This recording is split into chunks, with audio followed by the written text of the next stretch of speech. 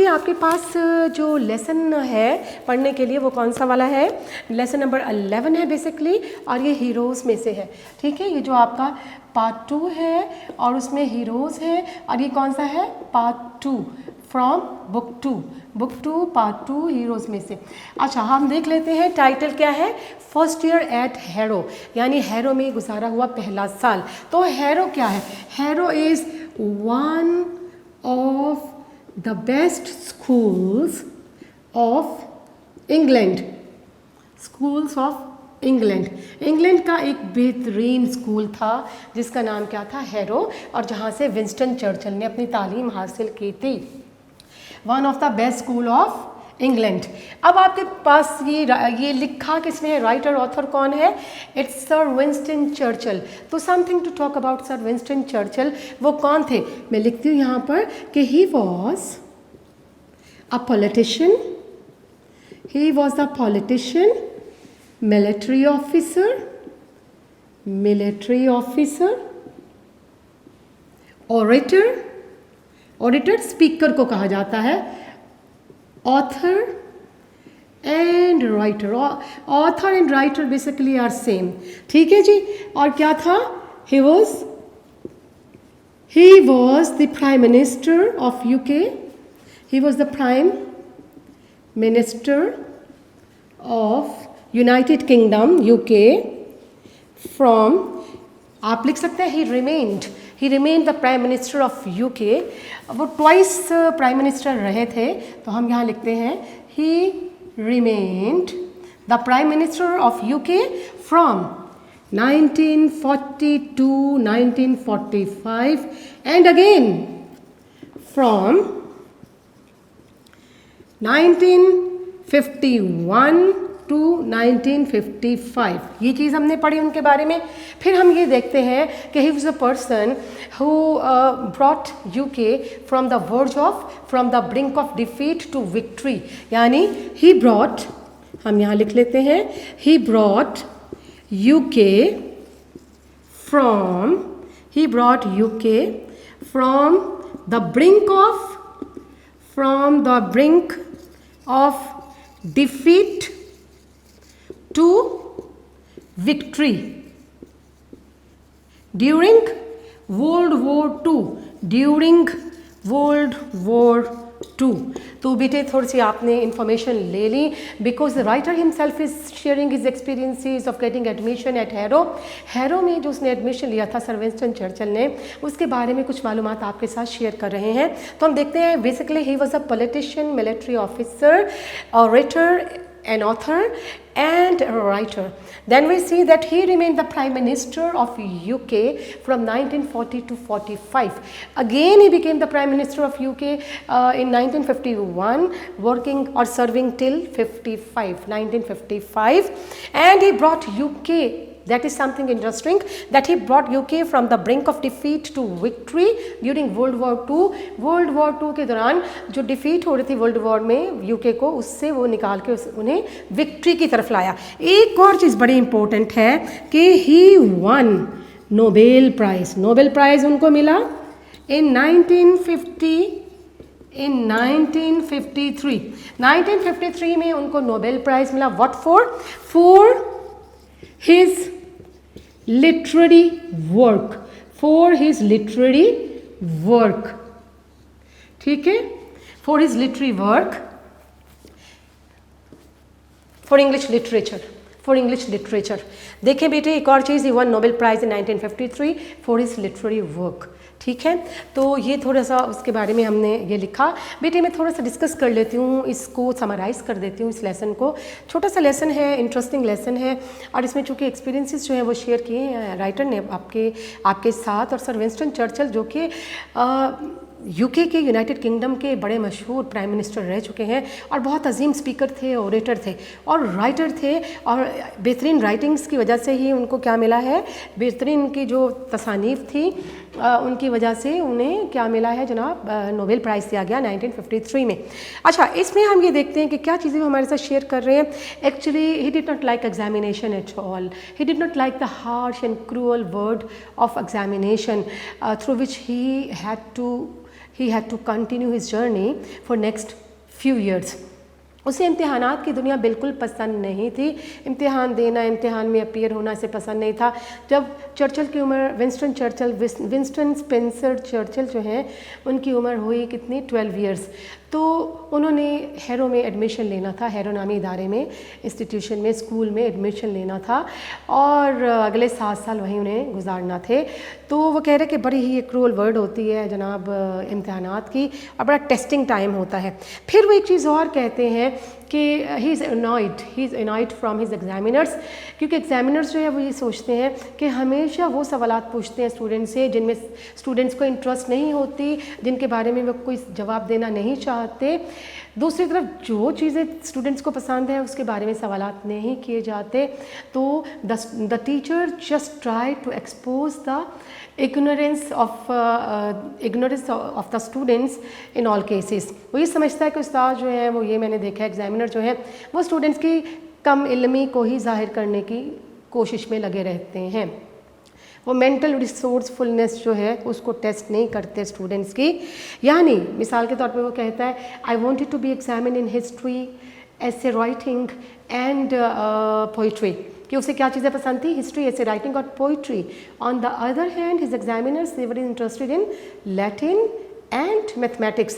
दूसरी तरफ जो उसके एग्जामिनर थे उन्हें क्या सब्जेक्ट पसंद थे, उन्हें पसंद थे लातीनी ज़बान और इसी तरह से ग्रीक और मैथमेटिक्स, जो कि राइटर को बिल्कुल पसंद ना थे।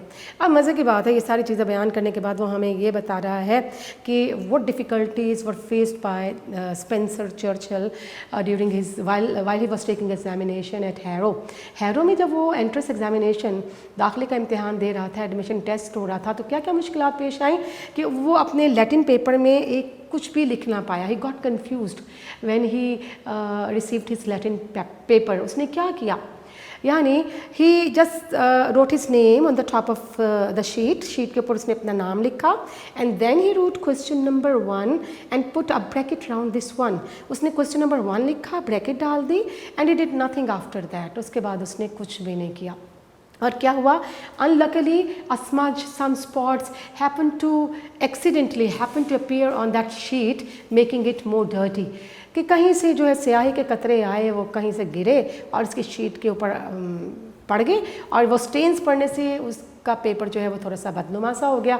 लेकिन क्या हो कि ultimately the attendants to call those papers and put them on the table of the headmaster. Headmaster के टेबल पर ये सारे पेपर रखे गए। Mister Weldon was the headmaster. Mister well done जो था, he was a man of sagacity, he was a wise man indeed, and he had the ability to see beneath the surface. ठीक है, उसमें इतनी इंसाइट, इतनी काबिलियत थी हेडमास्टर में कि चीज़ों को गहराई में परख लेता था। तो क्या है कि keeping in view the general ability of Churchill, he ultimately accommodated him और gave him admission at Harrow. बिलाखिर उसने 4th डिवीज़न, जो सबसे लो डिवीज़न थी, उसमें चर्चिल को एकोमोडेट कर लिया, दाखिला दे दिया। ये 4th डिवीज़न क्या थी, इस 4th डिवीज़न के भी 3rd सेक्शन में जाके दाखिला मिला। लोस्ट रैंक था कॉलेज, वो स्कूल का सबसे लोस्ट रैंक था। और मज़े की बात है कि वो राइटर ये कह रहा है कि we were not suppose to be taught Latin, Greek or mathematics. Rather, we were such fools that it was considered important to teach us only English। कि हमें अहमक और नालायक और निकम्मे बच्चे समझा जाता था, लिहाजा इस ग्रेड में रहने वाले बच्चों को सिर्फ और सिर्फ इंग्लिश पढ़ाई जाती थी। And he got impressed by his English teacher named mister Somervell. और चर्चिल कहते हैं मेरे जो टीचर हैं उनका नाम क्या था इंग्लिश के टीचर का, मिस्टर सॉमरवेल। और मिस्टर सॉमरवेल का एक अपना ही तरीका था अंग्रेज़ी सिखाने का। वो एक लंबा सेंटेंस लेते और उसको ब्रेक डाउन करते, उसके हिस्से करते, उसके मुख्तलिफ कंपोनेंट्स, पार्ट्स बनाते, सब्जेक्ट, ऑब्जेक्ट, वर्ब और कंजंक्शंस और सम डिसजंक्टिव क्लॉजेस एट्सेट्रा। और फिर वो इस तरह से वो तमाम सेंटेंस स्ट्रक्चर जो था उसको समझाने की कोशिश करते। तो this was the way adopted by that teacher. तो उससे क्या फ़ायदा हुआ, what was the advantage ultimately, कि I got the structure of English into my bones. Winston Churchill कहता है कि इतने अच्छे तरीके से मिस्टर सॉमरवेल ने इंग्लिश सिखाई कि मेरी हड्डियों तक उतर गई अंग्रेज़ी, और यही वजह है कि मुझे नोबेल प्राइज़ राइटिंग्स के लिए अपनी मिला है और बेहतरीन ऑडिटर मुझे शुमार किया जाता है। और फिर वो कहता है मज़े की बात यह है कि जिन बच्चों को ग्रीक सिखाई गई, लैटिन सिखाई गई, मैथमेटिक्स सिखाया गया, बाद में उनको भी अंग्रेज़ी सीखना पड़ी अपनी लाइवलीहुड के लिए, अपनी प्रैक्टिकल लाइफ में अर्निंग के लिए उनको अंग्रेज़ी सीखना पड़ी। तो that is why he emphasises on the importance of English language in practical life. वो प्रैक्टिकल लाइफ में अंग्रेज़ी बोलने, अंग्रेज़ी सीखने को बड़ी अहमियत देता है और कहता है जो ज़्यादा इंटेलिजेंट बच्चे हैं they may learn, like you can say they may learn Latin, Greek और mathematics, but they shouldn't ignore that the English is must. English is really very essential to compete in practical life or to do something outstanding for livelihood कि ज़िंदगी में आपको कामयाबी हासिल करने के लिए, रोज़ी कमाने के लिए बहरहाल अंग्रेज़ी की ज़रूरत पड़ेगी ही। ठीक है, तो अंग्रेज़ी सीखने पर बहुत ज़्यादा इसमें ज़ोर दे रहा है। ठीक है जी, ये इंटरेस्टिंग वाक़यात उसने आपके साथ शेयर किए कि किस तरह एक डल स्टूडेंट है जिसको एग्ज़ाम्स पसंद नहीं है, अपनी एडमिशन टेस्ट में कुछ भी करके नहीं आया और बरतानिया का बहुत बड़ा वज़ीर आज़म बन गया और उसकी राइटिंग्स की वजह से, उसकी तसानीफ़ की वजह से आप देखें उसको नोबेल प्राइज़ मिल गया और बेहतरीन स्पीकर था, बेहतरीन ओरेटर था और बेहतरीन राइटर था। ठीक है जी, चलिए इसको पढ़ते हैं और इसके मीनिंग्स, वर्ड्स मीनिंग्स भी आपके साथ शेयर करूंगी। वेल बेटा, I had scarcely pass my 12th birthday. मैंने स्कार्सली मीन्स, बेटे मैं इसको रिमूव करती हूँ जो लिखा हुआ है ताकि आपके साथ वर्ड्स मीनिंग जो है वो अब शेयर किए जा सकें। हमने पढ़ा हैरो के बारे में कि हैरो क्या है, हमने ये पढ़ा कि सर विंस्टन चर्चिल जो है वो कौन थे, ताकि हम थोड़ी सी इंटरेस्ट जो है वो बन जाए इस लेसन के हवाले से कि किसके बारे में पढ़ा जा रहा है। जी, your very first word is scarcely. Scarcely, scarcely क्या होता है बेटा? हार्डली, हार्डली बियरली यानी बामुश्किल, बियरली हार्डली मीन्स बामुश्किल कहा जाता है। जी, मैंने बामुश्किल अपनी 12वीं सालगिरह ही मनाई होगी। When I entered the inhospitable regions of the examination. Inhospitable क्या होगा? इनहॉस्पिटेबल, इनहॉस्पिटेबल का मतलब होता है हार्श, क्रूअल, सख्त किस्म की, क्रूअल। और रीजन क्या होता है? रीजन होता है डोमिनियन, DOMINION, डोमिनियन, दुनिया। तो मुझे इम्तिहानात की बड़ी सख्त बेरहम दुनिया से, अनकाइंड भी होता है, इनहॉस्पिटेबल अनकाइंड, बेरहम दुनिया से गुजरना पड़ा। Through which for the next 7 years, जिसमें कि अगले 7 साल तक I was destined to journey. Destined क्या होता है? डेस्टाइंड का मुकद्दर का लिखा होना। Destined mean the part of destiny, the part of destiny. तो मेरी किस्मत में ये लिख दिया गया था कि अगले 7 साल मुझे इसे इम्तिहानी दुनिया में सफ़र करना होगा। ठीक है जी। These examination were a great trial to me. Trial क्या होता है बेटा? TRIAL, ट्रायल का मतलब टेस्टिंग टाइम, आजमाइश, टेस्टिंग टाइम, या फिर हम कहते हैं ट्रबल, मुसीबत। कहते हैं इम्तिहान तो मेरे लिए बहुत बड़ी मुसीबत थी। The subjects which were dearest to the examiners, dearest mean liked by, यानी वो सब्जेक्ट जो कि एग्जामिनर्स को बहुत ज़्यादा पसंद थे, वर ऑलमोस्ट इनवेरिएबली। बेटे आपके पास वर्ड है इनवेरिएबली। इनवेरिएबली का मतलब क्या होता है? इट मीन्स ऑलवेज, हमेशा, ऑलवेज, हमेशा। ठीक है जी। इसके बाद इनवेरिएबली दोस आई फेंसिड लीस्ट। फेंसिड क्या होगा? फेंसिड, फेंसिड का मतलब least, sorry, fancied mean liked, liked least, बहुत कम पसंद करना, लाइक्ड। तो कहा गया है कि वो सब्जेक्ट, वो मज़ामीन जो कि एग्जामिनर को बहुत ज़्यादा पसंद थे, वो हमेशा ही मेरे लिए नापसंदीदगी का बायस होते थे। मुझे वो सब्जेक्ट पसंद नहीं होते थे। I would have like to have been examined in history, poetry and writing essays. मैं क्या चाहता था? मेरा इम्तिहान पोइट्री, राइटिंग एसेज और हिस्ट्री, तारीख़ के मज़ामीन में लिया जाए। तो which were the favourite subjects of the writer? His favourite subjects included history, poetry and essay writing. और वो ये चाहता था कि इन मज़ामीन का इम्तिहान लिया जाए। The examiners on the other hand were partial. Partial, जी बेटे यहाँ लिखते हैं PARTIAL। Partial क्या होता है? In favor of, हिमायत में होना, in favor of, fond of, ठीक है। दूसरी तरफ एग्जामिनर्स जो थे वो किस चीज़ की फेवर में थे? टू लैटिन एंड मैथमेटिक्स, लातीनी ज़बान और मैथमेटिक्स को फेवर दिया करते थे, ये उनके पसंदीदा सब्जेक्ट थे। And there will prevailed, will क्या होता है? Desire, will here mean desire, और प्रिवेल्ड क्या होगा? प्रिवेल्ड ट्राइम्फ्ड, ट्राइम्फ्ड होता है कामयाब हो जाना, TRIUMPHED। और एग्जामिनर्स जो थे उनकी मर्जी जो है बहरहाल वही कामयाब होती।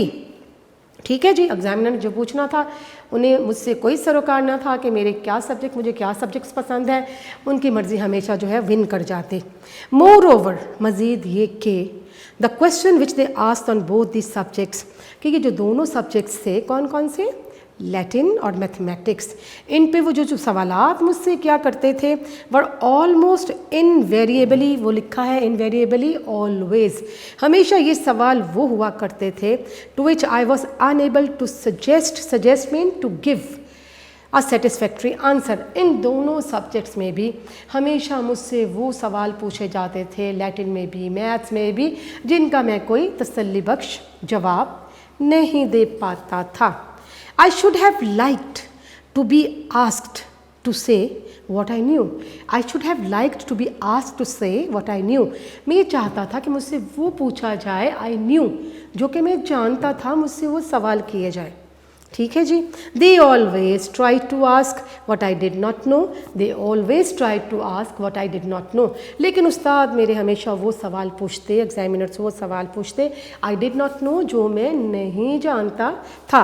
ठीक है जी, जो मैं नहीं जानता था। And when I would have willingly displayed my knowledge, willingly क्या होता है? रजामंदी से, readily, willingly, willingly mean READILY, readily आमादगी से, रजामंदी से। और displayed क्या होगा बेटे? displayed mean exhibited, shown दिखाना। ठीक है जी, शोन दिखाना, एग्जिबिट करना, माई नॉलेज। और जब मैं बड़ी रजामंदी से अपनी इल्मियत का इजहार करने की एग्जामिनर पे कोशिश करता तो they sought to expose my ignorance. बेटे ये आपने वर्ड्स लिख लिए होंगे, ये फर्स्ट वाले, scarcely, hardly, barely, inhospitable, harsh, cruel, region, dominion, world, destined, the part of destiny, trial, testing time और ट्रबल। ये वाला कॉलम मैं बेटे अरेज कर रही हूँ ताकि आप मज़ीद जो है वो वर्ड्स हम इसमें लिख सकें। तो बेटे आपके पास नेक्स्ट हमें वो क्या चीज़ें शेयर कर रहा है कि when I would have willingly displayed my knowledge, और जब मैं बड़ी रजामंदी से, बड़ी आमादगी ज़ाहिर करते हुए अपनी नॉलेज, अपनी इल्मियत का इजहार करता तो they sought to expose my ignorance. तो बेटे यहाँ पर वर्ड्स हमारे पास क्या है? SOUGHT, सॉफ्ट क्या होगा? सीक की SEEK, सीक की सेकेंड फॉर्म। और सीक का और सॉफ्ट का मतलब क्या होता है? They sought to expose, they tried, और expose क्या होगा? expose mean reveal, REVEAL, reveal जाहिर करना। ignorance क्या होगा बेटा आपकी? lack of knowledge, ignorance यहाँ लिख देती हूँ मैं, ignorance mean lack of knowledge। तो वो मेरी कम इल्मियत को तलाश करने की कोशिश करते। अगर मैं आंसर देने की कोशिश करता, अपनी इल्मियत का इजहार करने की कोशिश करता, तो वो मेरी कम इल्मी को तलाश करने की, मेरी खामियां तलाश करने की कोशिश में रहते। ठीक है जी। This sort of mean, sort कहते हैं सॉर्ट ऑफ, टाइप ऑफ, इस किस्म की। और ट्रीटमेंट क्या होगा? Treatment means behavior, treatment mean behavior, कि this sort of treatment had only one result, और इस तरह का जो एग्जामिनर्स का सलूक था उसका एक ही नतीजा निकला, that I did not do well in the examination, कि कभी भी मैंने इम्तिहान में अच्छी कारकर्दगी का मुजाहिरा नहीं किया। ठीक है बेटे, ये आपको फर्स्ट पैराग्राफ जो है इसका कंप्लीट हो गया, जिसमें उसने ये बताया है कि एक तो मुझे एग्जामिनेशन पसंद नहीं है राइटर को, विंस्टन चर्चिल को। नंबर 2 कि जो टीचर्स से हमेशा जो मेरी पसंद के सब्जेक्ट थे उनमें से सवाल नहीं करते थे, बल्कि लैटिन मैथमेटिक्स को चूज़ करते थे जो मुझे बिल्कुल पसंद नहीं थे, और सवाल भी ऐसे होते थे जिनका मैं सेटिस्फैक्ट्री आंसर नहीं दे सकता था। तो बेटे सेकेंड पैराग्राफ की तरफ आते हैं। This was specially true of my entrance examination to Harrow। ठीक है, एंट्रेंस एग्जामिनेशन कौन सा होता है? Admission test. Admission test. और जब मैं अपने एडमिशन टेस्ट हैरो नामी इदारे में अपने एडमिशन टेस्ट की एंट्रेंस एग्जामिनेशन की बात करूं तो ये सारी चीज़ें सच साबित होती हैं। The head master Welldon however took a broad minded view of my Latin prose. बेटा ब्रॉड माइंडेड क्या होगा? मैं यहाँ लिखती हूँ ब्रॉड माइंडेड। ब्रॉड माइंड होता है liberal. Open minded, it means open minded, it also mean liberal, LIBERAL जी। और हेडमास्टर कौन थे उस इदारे के, हैरो के? Mister Welldon. तो मिस्टर वेल्डन जो थे उन्होंने मेरी जो लातिनी ज़बान की प्रोज थी, जो नसर थी, उसका जनाब बड़ा ही लिबरल, बड़ा ही वसी नज़र, उन्होंने वसी नज़री से उसको देखा। ठीक है, बड़ा ही वसी नज़री से, हालांकि वो मेरी प्रोज मैंने कुछ भी नहीं लिखा था। अब देखते हैं कि पेपर था क्या जिसके हवाले से बड़ा ब्रॉड माइंडेड व्यू लिया गया हेडमास्टर की तरफ से। He showed discernment. डिसर्नमेंट क्या होता है? Wisdom. discernment, it means wisdom, W-I-S-D-O-M, wisdom, insight, I-N-S-I-G-H-T, insight। यानी क्या है कि ही शोड डिसर्नमेंट, उन्होंने बड़ी बसीरत दिखाई इन जजिंग। जजिंग असेसिंग, परखना, ASSESSING, असेसिंग माई जनरल एबिलिटी। उन्होंने, हेडमास्टर साहब ने मेरी जनरल एबिलिटी को परखने में बड़ी जहानत का मुजाहरा किया। तो देखते हैं कैसा पेपर किया चर्चिल ने और कौन सी जहानत जो है वह हेडमास्टर की तरफ से दिखाई गई। जी, हमें मज़ीद ये बताया जा रहा है, this was the more remarkable. Remarkable क्या होगा? Wonderful, extra ordinary. Remarkable means extraordinary.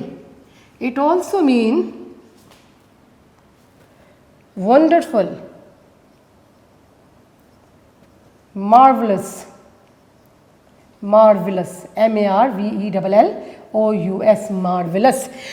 तो जनाब he showed discernment in judging my general ability, मेरी काबिलियत को, आम सी काबिलियत को जांचने में उन्होंने बड़ी बसीरत का, बड़ी फ़हम का इजहार किया, बड़ी दानिशमंदाना फ़ैसला किया। This was the more remarkable, और ये बड़ी शानदार बात थी, because I was found unable to answer a single question in the Latin paper. क्योंकि जो लातिनी ज़बान का पेपर था, I was unable to answer even a single question in that paper. उस पेपर में मैंने एक सवाल का जवाब भी नहीं लिखा था जो लातिनी पेपर मुझे आया था। I wrote my name at the top of the page. बेटे की क्वेश्चन है, इस चैप्टर का की क्वेश्चन है, बोर्ड में आ जाता है कि how did the writer attempt his Latin paper. तो क्या किया उसने? I wrote my name at the top of the page. उस पेज के टॉप पे सबसे ऊपर मैंने अपना नाम लिखा। I wrote down the number of the question 1। फिर मैंने क्वेश्चन नंबर 1 लिखा, पहले अपना नाम लिखा टॉप ऑफ द शीट, नीचे लिखा question number 1। After much reflection. बेटा रिफ्लेक्शन क्या होता है? Reflection thinking, it means thinking, सोच विचार, थिंकिंग, कंसिडरेशन, कंसिडरेशन, CONSIDERATION। और बड़ी सोच विचार के बाद I put a bracket round it, 1। वो जो 1 लिखा था मैंने उसके गिर्द एक ब्रैकेट डाल दी। But there after I could not think of anything. उसके बाद मैं कुछ भी नहीं सोच सका। कनेक्टेड, कनेक्टेड होगा अटैच्ड, मुंसलिक होना, कनेक्टेड, लिंक्ड, लिंक्ड भी हो सकता है, और attached, ATTACHED, anything connected with it. That was either relevant or true. Relevant क्या होता है? रेलिवेंट मीन रिलेटेड, मुतल्लिका। कहता है ये सब लिखने के बाद मैंने कुछ ऐसा ना किया जो कि इस सवाल से मुतल्लिका होता, कुछ दुरुस्त या इसके साथ कनेक्टेड, जुड़ा हुआ होता। क्या किया उसने? How did he attempt his Latin paper? He just wrote, the writer just wrote his name on the top of the list, then he wrote question number 1 and put a bracket around it, and after that he could do nothing. इसके बाद वो कुछ भी नहीं कर सका, खाली sheet पड़ी है और वो बैठा है। इंसिडेंटली, इंसिडेंटली क्या होता है? इंसिडेंटली, इंसिडेंटली होता है बाय चांस, इत्तफाक से, by accident, by chance, by an accident, इत्तफाकिया तौर पर, बाय एन एक्सीडेंट। तो क्या हुआ? Incidentally there arrived from nowhere in particular a blot. Blot किसे कहते हैं बेटे? ब्लॉट होता है स्पॉट, कोई धब्बा, कोई दाग या स्टेन, स्पॉट या STAIN, स्टेन को कहा जाएगा।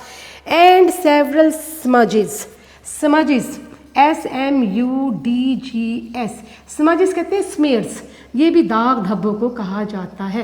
कहता है उसके बाद मैंने तो कुछ नहीं किया, शीट पे अचानक क्या हुआ कि कुछ ब्लॉट्स और सेवरल स्मजेस, कुछ स्याही के धब्बे पता नहीं कहाँ से उड़ते हुए आए और मेरे पेपर के ऊपर आके गिर गए। अक्सर तो बच्चे काम करते हुए यूँ झटकते हैं अपना पेन और स्याही कुछ पता नहीं किसके कपड़ों पे गिरी, अपने कपड़ों पे गिरी, यहाँ किसी शीट के ऊपर जाके गिरी। तो यही उस मुसन्निफ़ के साथ भी हुआ कि स्मजेस और स्टेन्स जो हैं वो पड़ गए जनाब उसके शीट के ऊपर। आई gazed for 2 whole hours at this sad spectacle। तो बेटे हम लोग यहाँ पर मज़ीद अगला जो हम पढ़ रहे हैं, अगली लाइनें जो पढ़ रहे हैं उसके मीनिंग में आपको लिखवाती हूँ कि अब राइटर जो है वो क्या कर रहा है कि आई गेज्ड। बेटे गेज्ड बड़ा ही कॉमन वर्ड है, आपने बारहा पढ़ा है। गेज्ड क्या होता है? टू लुक क्लोजली, क्लोजली, फिक्सेडली, फिक्सेडली यानी बहुत गौर से घूर घूर कर देखना, फिक्सेडली। तो I gazed for 2 whole hours at this sad spectacle. तो बेटा स्पेक्टिकल क्या होता है? स्पेक्टिकल होता है साइट, SIGHT, सीन। तो मैं इस नज़ारे को बड़ा घूर घूर के देखता रहा कि मेरे पेपर का क्या हशर हो गया। ठीक है जी। एंड देन मर्सीफुल, मर्सीफुल कौन होते हैं? रहम करने वाले, सिंपथेटिक, सिंपथेटिक होते हैं। उशर्स, उशर्स क्या होता है? USHERS, it means attendants, attendants. और फिर क्या हुआ जनाब? वो जो मर्सीफुल रहम वाला करने वाला, सिंपथेटिक, और मर्सीलेस क्या होता है? Who do not show pity for, जो रहम नहीं करता। ठीक है जी। तो merciful ushers collected my piece of foolscap. Foolscap क्या होता है? Large paper, foolscap large paper.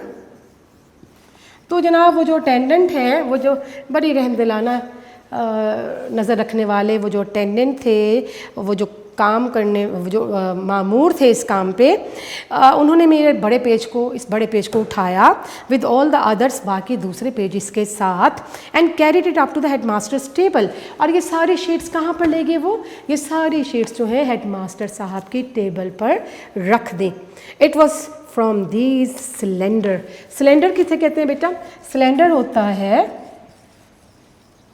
Minor, मामूली, MINOR, minor, meagre, MEAGER, meagre, मामूली। इंडिकेशन, इंडिकेशन होता है साइंस, इंडिकेशंस, साइंस होता है इलामात। ऑफ स्कॉलरशिप, स्कॉलरशिप अगला वर्ड है। स्कॉलरशिप यहाँ होगा नॉलेज, इल्म, इल्मियत, knowledge. That Mr. Weldon drew the conclusion. Conclusion होता है result. Conclusion, it means result. Result. That that I was worthy to pass into the harrow. Worthy क्या होता है बेटे, ये आपने मीनिंग लिख लिए होंगे। अब यहाँ वाले मीनिंग मज़ीद लिखते हैं, दैट आई वॉज वर्थी।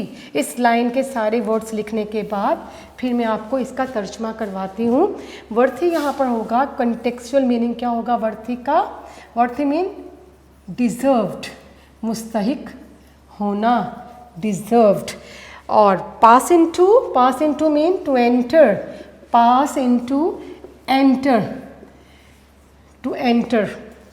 जी बेटे, तो कहा गया है it was from these slender indications, इन मामूली इलामात से ऑफ माई स्कॉलरशिप, मेरी इल्मियत की इन मामूली इलामात से mister Welldon drew the conclusion, mister Welldon इस नतीजे पर पहुंच गए that I was worthy to pass into Harrow, कि मुझे हैरो में दाखिल कर लिया जाए। It is very much to his credit, credit the praise, और इसकी सारी तारीफ, एहसान उनको जाता है। सारी तारीफ जो है इसके लिए मास्टर साहब, हेड मास्टर साहब मुस्तहिक हैं कि उन्होंने मुझे ये सारी चीज़ें देखने के बावजूद एडमिशन दे दिया। अच्छा जी, it showed that he was a man, इससे पता चला कि हेड मास्टर साहब एक ऐसे शख्स थे केपेबल हैविंग एबिलिटी, सलाहियत रखना, काबिलियत रखना, ऑफ लुकिंग बीनीथ होगा under the surface of things. इससे ये पता चला कि हेड मास्टर एक ऐसे शख्स थे जो चीज़ों के नीचे तक, गहराई तक नज़र रखते थे। अ मैन, एक ऐसे शख्स थे not dependent upon paper manifestation. Manifestation क्या होता है? Expression, manifestation it means expression, यानी वो एक ऐसी शख्सियत थे जो कि पेपर मैनिफेस्टेशन, यानी जो पेपर पर तहरीर होता है उस तहरीरी सूरत पर ही यकीन नहीं रखते थे। ठीक है, कि वो सिर्फ उस पर डिपेंड नहीं करते थे कि जो पेपर में लिखा गया है। बहरहाल काबिल शख्स थे कि मैंने कुछ नहीं लिखा तब भी उन्होंने मेरी कोई ना कोई काबिलियत खूबी जांच ली।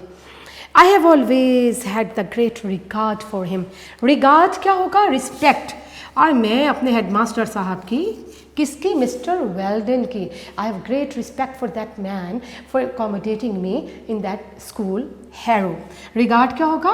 रिस्पेक्ट। तो मैं अपने हेडमास्टर की बड़ी इज्जत करता हूँ इन बातों की वजह से कि मुझे एडमिशन दिया गया। समझ में आ गई जनाब कि एंट्रेंस टेस्ट उसका कैसा हुआ चर्चिल का? कुछ नहीं लिखा गया तब भी हेडमास्टर साहब ने कोई ना कोई चीज़ ऐसी भांपी कि बिलाखिर मिस्टर चर्चिल जो है उनको एडमिशन मिल गया। और वो मोतरिफ़ है मिस्टर चर्चिल जो है, विंस्टन चर्चिल, विंस्टन चर्चिल जो हैं किसके मोतरिफ़ हैं? हेडमास्टर साहब के, कि मुझे उन्होंने एडमिशन दे दिया, सर विंस्टन स्पेंसर चर्चिल। अच्छा, इन कॉन्सिक्वेंसेस, कॉन्सिक्वेंसेस होता है रिजल्ट, कॉन्सिक्वेंसेस मीन रिजल्ट, नतीजा। इन कॉन्सिक्वेंसेस फॉर हिज डिसीजन, इस फैसले के नतीजे में आई was in due course place in the third और लोएस्ट डिवीजन, कि मुझे थर्ड और सबसे जो लोएस्ट डिवीजन थी, सबसे निचला दर्जा था, ऑफ द फोर्थ और बॉटम, जो फोर्थ रैंकिंग थी, रैंक्स थी, कैटेगोरिकली डिवाइड किया हुआ था सेक्शंस को। तो जो फोर्थ रैंक था सबसे बॉटम पे, उसकी भी थर्ड डिवीजन में मुझे एडमिशन मिला। The names of the new boys were printed in the school list in alphabetic order, और बच्चों के नाम लिस्ट में जो बच्चे कामयाब हो गए थे अल्फ़ाबेटिक ऑर्डर्स, हरूफ तहज्जी के लिहाज से लिखे हुए थे, पहले ए फिर बी फिर सी, और इस तरह से अल्फ़ाबेटिकली जी तक सारे नाम लिखे थे। किसमें? वो लिस्ट जो कि पास स्टूडेंट्स की थी।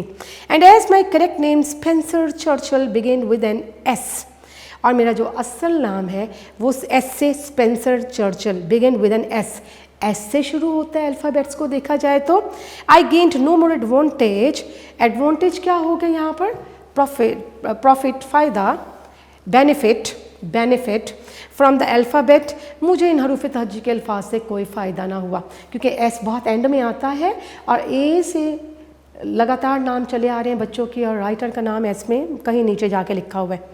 Then from the wider sphere of letters, spheres क्या होगा? Range, spheres mean range, area, यानी ये जो वसी अल्फ़ाबेट्स हैं इनकी वाइडर रेंज है, बहुत वाइडर होता है, एक्सपेंडिंग, फैली हुई, एक्सपेंडिंग, EXPANDING।